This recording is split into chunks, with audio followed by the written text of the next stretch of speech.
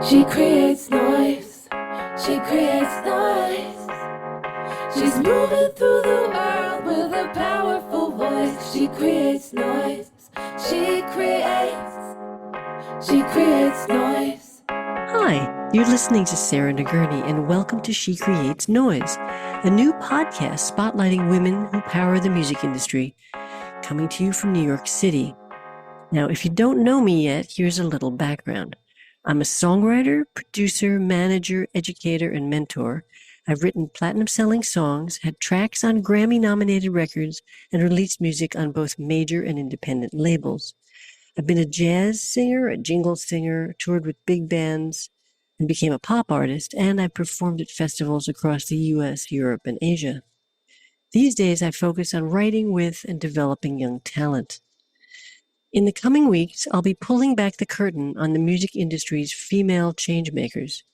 Some are close friends, others I'm just getting to know, but all have reshaped the business in profound ways. My goal here is to help listeners better understand how the music business really works, and just how instrumental women behind the scenes have been. You'll hear from both sides of the desk: artists, producers, managers, label executives, lawyers, women making things happen, often without the spotlight on them. Thank you for joining me on this journey. Now let's dive in. She creates noise. Today's guest is Caron Veazey. She's a pioneering music executive, talent manager, and cultural strategist with over 3 decades at the forefront of entertainment. Rising through senior roles, including VP of Marketing at RCA, SVP at Island Def Jam, and VP of Global Marketing at Sony Music, she helped shape global campaigns for Beyoncé, Shakira, and Alicia Keys, earning a reputation as one of the most trusted creative strategists in the business. In 2011, Caron joined Pharrell Williams as his longtime manager and head of I Am Other, overseeing defining moments like Happy, Blurred Lines, and Daft Punk's Get Lucky.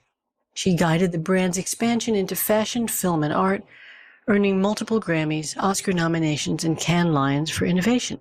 A passionate advocate for equity, Caron co-founded the Black Music Action Coalition, BMAC, where she serves as the vice chair, and launched Something in Common, a management and consulting firm representing visionary creatives, recognized by Billboard as a change agent and Women in Music honoree.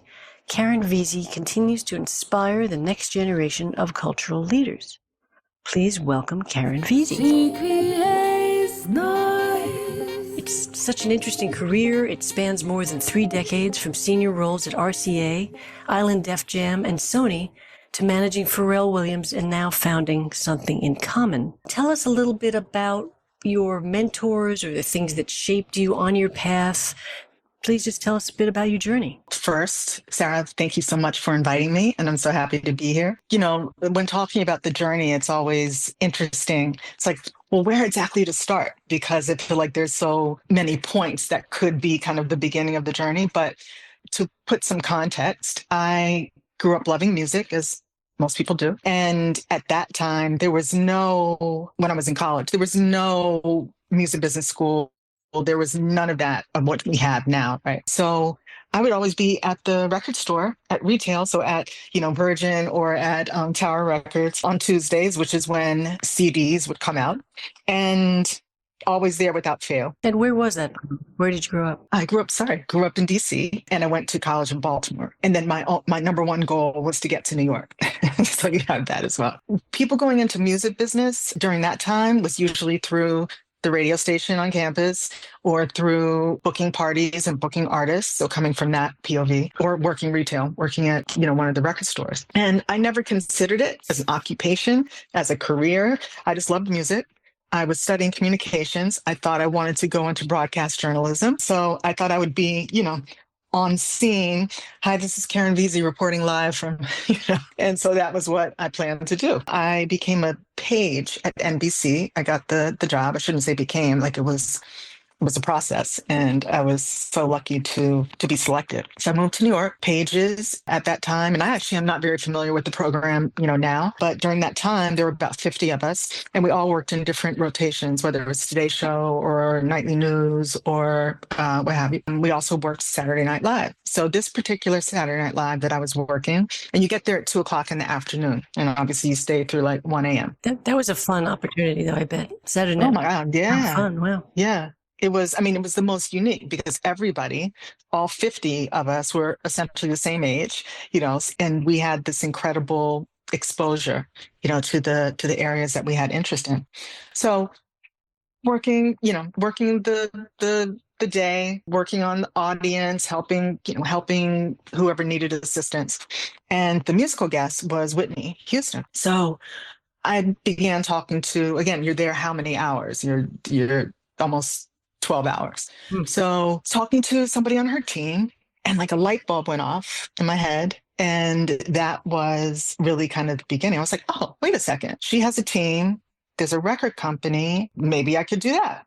So that was on a Saturday. On the Monday, I started looking for a job. Wow. I got an assistant position at MCA Records in the marketing department. So I supported 3 executives. God bless. And yeah, it was It was meant to be. I feel like so much of my life has been like, these God moments, universe moments, God whatever you want wink. to call it. God wink. Oh, I like that one. I've never heard that one before. I have said God shot before, but I'm going to adopt God wink if possible. Yeah.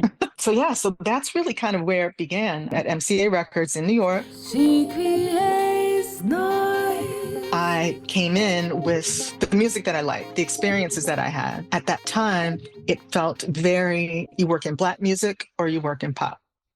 And it was almost like there were no Black people on the pop side. And I didn't understand that because I was like, I like Jodeci as much as I like Led Zeppelin. So why does it have to be pigeonholed in that way? So my naivete actually was helpful because You broke down barriers without even realizing it. because I was just following what my passion was. Really, that was the beginning. And then, I'm not sure if you're familiar with the book, The Alchemist. Sure. The Alchemist, and how the shepherd just goes from one situation to the next situation, not understanding how one is informing, the previous is informing the one next. So that's kind of how my life was. I met Dallas Austin while I was working at MCA. And this is 90s. So he is the king of R&B producers, TLC, Monica, everybody. And he lived in Atlanta, and he would come up to New York a few days a week. And then he was like, why don't I have all my setup in Atlanta? Why don't I just, take a few people and go down? He asked me to go. And I did. Wow. I was probably there like 18 months. Atlanta was very different than what it is now. And I missed New York. So came back to New York, another God wink. There was another producer, his name is Bryce Wilson, and he had a group called Groove Theory.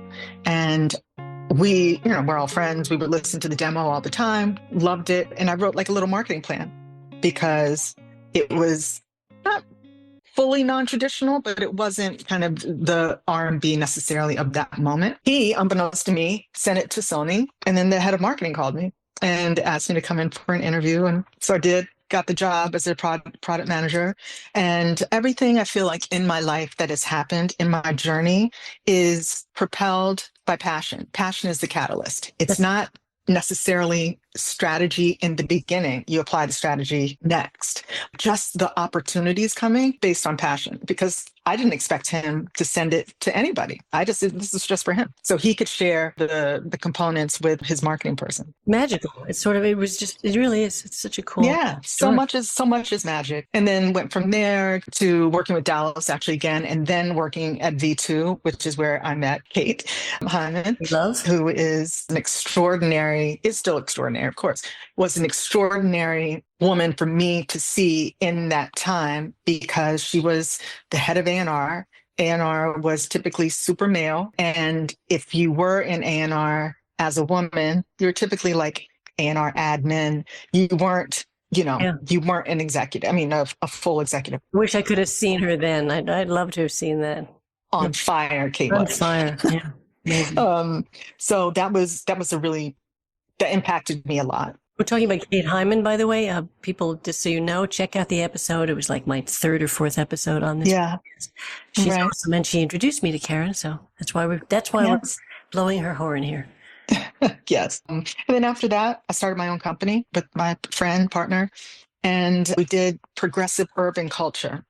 Progressive urban culture to us was talking about these genres and the barriers and the borders and how things are categorized. And again, we just love music. So our specialty was kind of taking a project that wasn't straight down the middle. Today you would call it kind of like alt R&B, I guess, and working it out to other audiences. And in the same way, in reverse, we worked on Dido's album. And this is probably like maybe 99 or 2000. And then we worked that to kind of progressive alt urban audiences as well. So we did both ways. Nobody was doing that then. The big song she had with like Eminem, that kind of period? Yeah, well, Wow. her album came after the success Right. of that song. Oh, that's great. Did this happen while you were at these labels, or is this always going to lead into the time with Pharrell? Is this before Pharrell? Oh, this is way before. Way This before is way Pharrell. before. Okay. So I'll truncate the next Okay. part, because essentially what happens, I go to RCA after we had our company and worked with everybody from Christina Aguilera to Citizen Cope to Mark Ronson. Wow. And kind of my calling card, if you will, signature, was that I worked on every genre, that I could work in every genre. And typically that definitely wasn't the case for Black executives, definitely wasn't the case for Black women executives. So only a few of us. So I kind of carved this niche. After that, I went to Island Def Jam. Wow. And that was working with Rihanna and Mariah and an artist called Duffy from the UK. Love her. And then, yeah, right? My friend wrote her song Mercy with her. Oh, really? Yeah, Steve Booker, good friend of mine. Oh, sweet. Yes. She creates noise. So after that, I went to Sony working in global marketing. So essentially, the whole world outside of the US kind of reported into our division. And we would work with them on plans for like the superstar priority artists and how they could amplify and extend the vision, the impact of this artist in their particular market. So we would go to meetings. We had a meeting in Bucharest. We had a meeting in Mumbai. And this is with all the marketing people from around the world. So I got to see the culture and how music worked within the culture in all of these places. And it was the most incredible experience. I learned so much, and I'd always had an interest in international. So that was a dream job. Then a mutual best friend for me and Pharrell, her name is Mimi. She had always said that we should work together. And I'd only met him a few times, like socially, gone out to dinner, like with a group of people, but I didn't know him well. So she's like, he's going to call you. He wants to talk about working together. And I said, okay. So he calls. We have this conversation. We immediately click, had this conversation talking about how he can structure his world, because he was kind of the very first multi-hyphenate, right? So he was working in all of these areas, but they felt kind of disparate. So how to bring them all together kind of under one roof. And so that's what we talked about. And I thought, okay, I'm going to find somebody for you. I'll help you. But I love my job, so I'm staying. And then we just ended up continuing to talk. I want to say that was like October. By December, I was like, maybe I want to do this. Maybe I want to do this with you. So at the top of the year, we started working together. And this was obviously before the big wave, as I call Happy it. blurred lines. Get lucky. This was it's predating. That's pre that. So we were just, this is 2010, 2011. So he's working all the time, I have never met anyone like him who has an idea every minute, has the stamina to jump from one thing to the other and do them all very well, do each thing very well. And watching him create in the studio is still one of the most awe-inspiring moments that I've had. Just when you can see him pulling down from the ether to create song, right? And he seems like a lovely guy. I saw him do show at the Garden, and I think Bruno Mars or they were sharing the bill. I'm not sure exactly. This was actually, years ago. that was a tour. He was opening for him, I think, on 4 dates. Yeah. And it was, you just get this feeling of joy and love and beauty from him. It just came through. I mean, Bruno Mars is amazing, but there was just something so different and cathartic about him that you just felt that there was a different experience, you know? Yeah, that whole tour was great. What you feel is accurate. Like that's who he is. Just exuding love and joy and really just beauty. Yeah. That's who he is. And he operates on a different spiritual level. Like he's I call it tapped in. He's definitely tapped in. So we worked together during all of that time. He went to a cute story about Get Lucky. He happened to be in the south of France. Thomas from Daft Punk called me and said, "Is Pharrell and happened to be like in Paris?" And I said, "Well, actually, he can be in Paris tomorrow. He's in the south of France right now." So I tell P, and he's like, "Okay, what do they want me to do? Produce?" And I said, "Actually, he didn't say. So just go and see, how it feels." And so he does, and he spends a couple of days there. He comes back, and he's like, I said, "How was it?" He said, "I can't really remember." He said, "I think those effervescents that they sell at the pharmacy in Paris, like erase your memory or something." Because he's like, "I can't really remember the songs we worked on, but I remember it being cool." That was August. Fast forward to November. Their manager reaches out. I go over to meet him, and he says, "Well, while the guys were together, they wrote this song. Well, they wrote 2 songs together, Lose Yourself to Dance and the song called Get Lucky." Being who they are, they don't send music to anybody, right? So, but what they did say was that it was going to be they wanted to be the first single, and they wanted to put this whole campaign together. So I called Pharrell, and I'm like, "Dude, they said it was going to be the first single." I was like, do you remember the song?" And he said, "No." Oh my God. He's like, "I don't remember." So that was November. It wasn't until January that we actually heard it. Wow. And the head of Sony, Rob Stringer, had listened to the song with the engineer in the studio maybe like 17 or 18 times. And when we heard it, we all knew it was super special.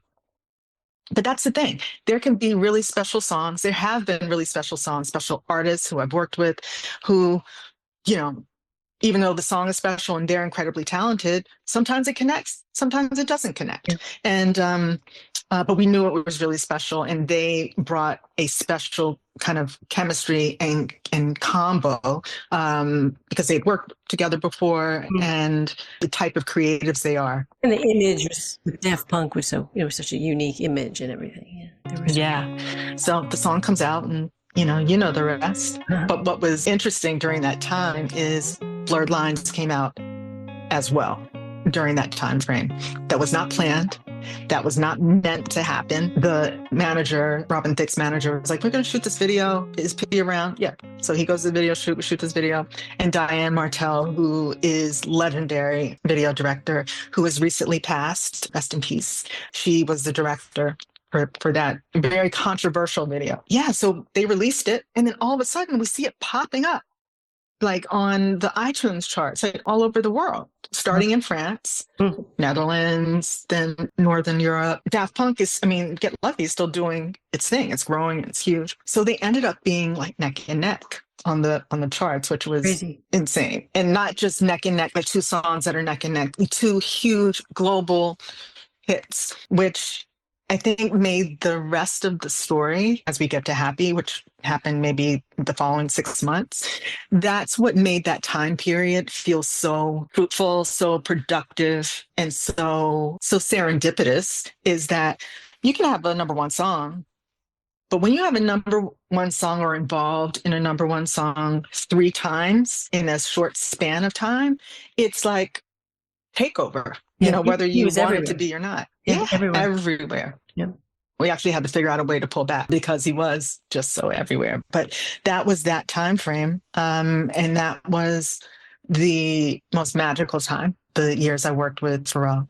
And there's no other artist like him, or creator, not just music artist, but creator. She creates noise. sounds like it was a magical time. And you had that company, I Am Other, where you helped merge art, fashion, and social impact into one creative vision. How did that experience change the way you think about what it means to manage or develop an artist today? In terms of having all the different areas converge, well, you have to have the artist who embodies that, who's curious, creatively curious, intellectually curious, wants to do all of those things.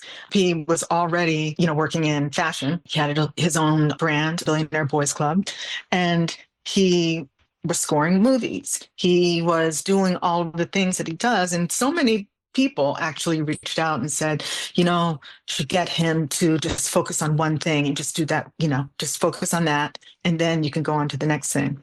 But that's not how his brain works. And this is the case for many artists. Like art and design pollinates the music, which pollinates the collaborations in fashion and beyond, which pollinates the film and TV, and also pollinates the philanthropic endeavors.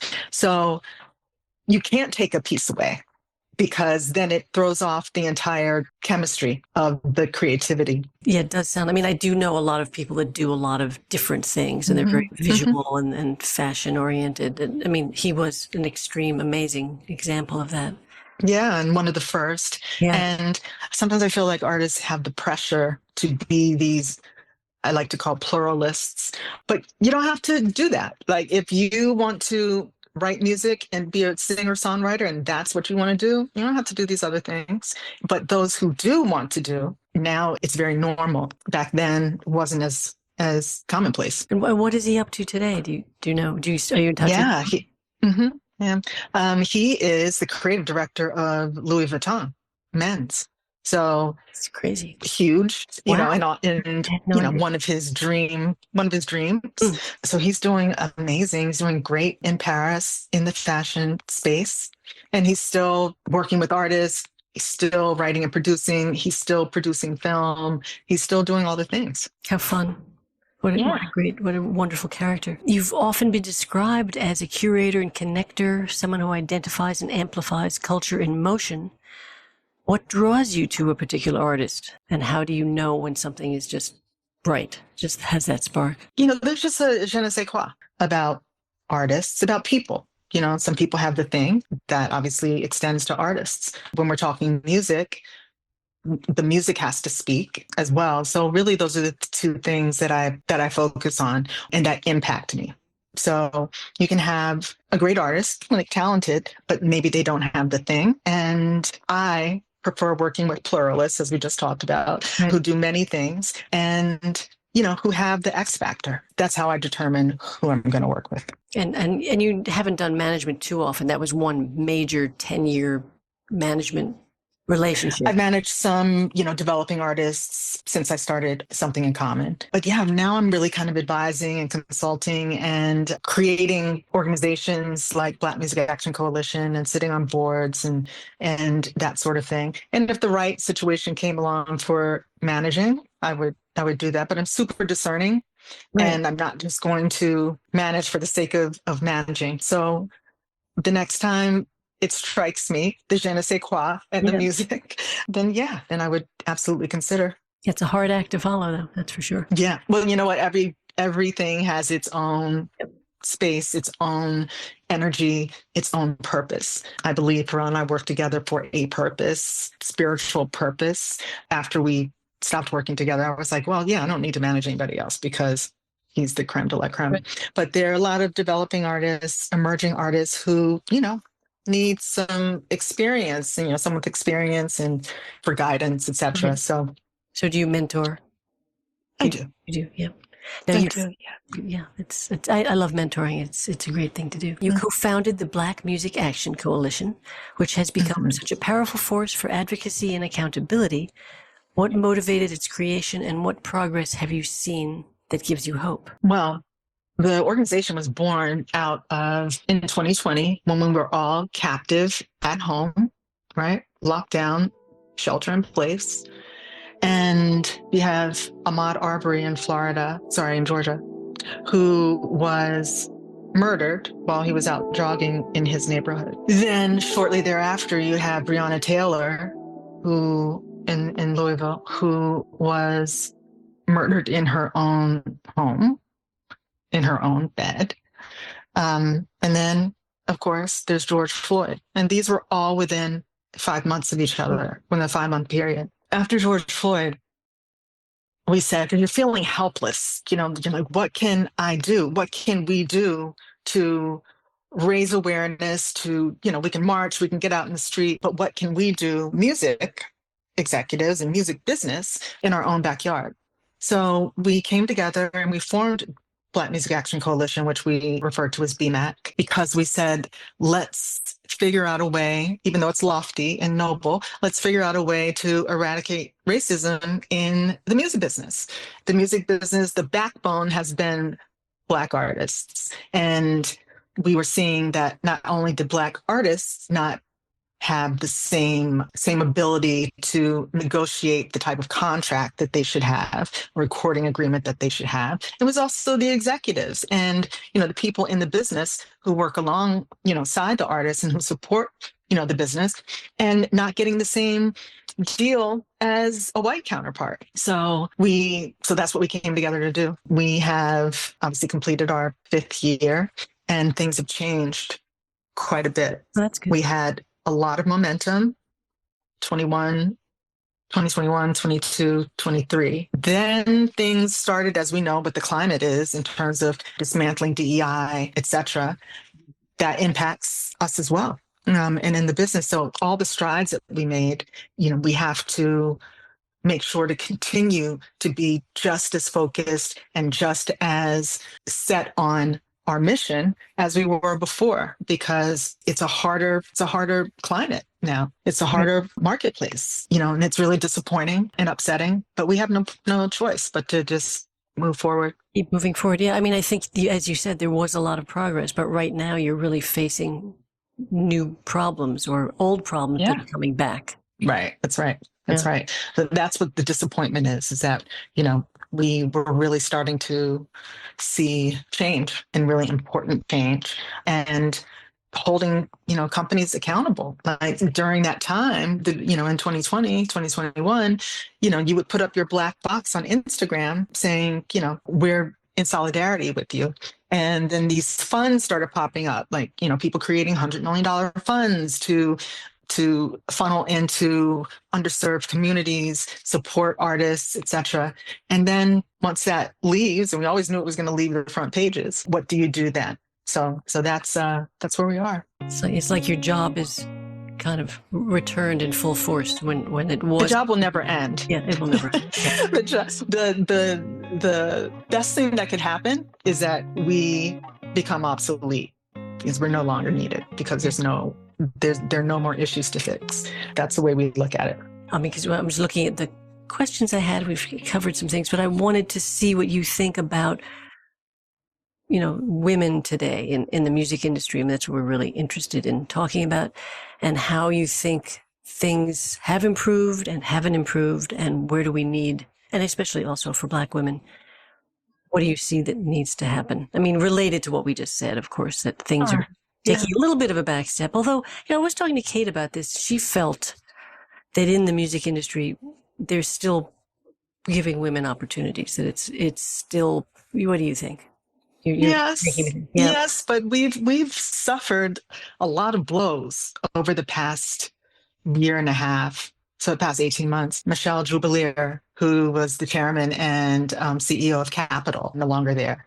Ethiopia, who was the chairman and CEO of Motown, no longer there. Jody Gerson, who's amazing, and she's the chairman and CEO of Universal Music Publishing. She is still there in her role and creating organizations like She Is the Music, which is an incredible organization for women in the business, aspiring artists, etc. And then Sylvia Rhone, legendary, who has just left, her role as CEO at Epic. So men have filled these positions. Wow. So they're really, except for Jody, and I hope I'm calling that right, except for Jody, we don't have the same level that we had 18 months ago of women. So it's a really big problem. That's discouraging. Yeah, I mean, there were the Annenberg study said that Yes. the number of women in senior roles at record companies was maybe 18% or something like that. I don't know if I have the number right, but it was pretty low. Dismal. Yeah. Dismal is what it is. Again, we thought we were on a certain trajectory where we had these women in these positions of power. We're coming out of Me Too. We felt like people, companies, all were being held accountable, and so much can change in such a short time. But I would say there is still, just like with Black Music Action Coalition, we got to continue, the fight and the climb, and the young women coming up in this business, making sure that they have the support that they need, and making sure that they have the opportunities that they deserve. But there's some really incredible, young women on the management side and on the executive side who are doing great things. We just have to keep the pressure. That's really what it's about. We got to keep the pressure. We got to, keep moving forward and keep, climbing up the hill. Can't be discouraged. Yeah, I mean, I guess I see a lot of women in the business. There are a lot of women, but they're not in senior roles. That's the problem. Yeah. No. And that jump is like when you get to senior director, vice president level. So let's get to that next, like senior vice president and executive vice president, and then, hopefully president and CEO. That's where it gets challenging. There are a lot of women coming into the business in entry level and then working their way up. But yeah, on your senior executive level, there are only a few. That's kind of what this podcast is really about for me. Right. I'm really trying to talk about the stories of women like yourself who've accomplished so much, and also impart some wisdom to young people. Like what could you say to young women who want to get into this business? To create a network of other women and to work together to bring opportunities to each other, and perhaps to work together on projects, work together on initiatives. There has to be some sort of solidarity and sisterhood, within the business. I feel like that's the way we're going to be able to continue to climb and evolve and excel. And that doesn't mean that every man is trying to keep, the young women who are growing down. That's not, I'm not saying that. What I am saying is that there's strength in numbers and there's strength in unity. So women need to, support each other. That's right. Women help each other. Women. It's a really big thing. And it doesn't always happen. Yeah. That's it. And that's the thing. And we've got to make a way. We got to keep the door open. Right. So we don't just go through the door and close it.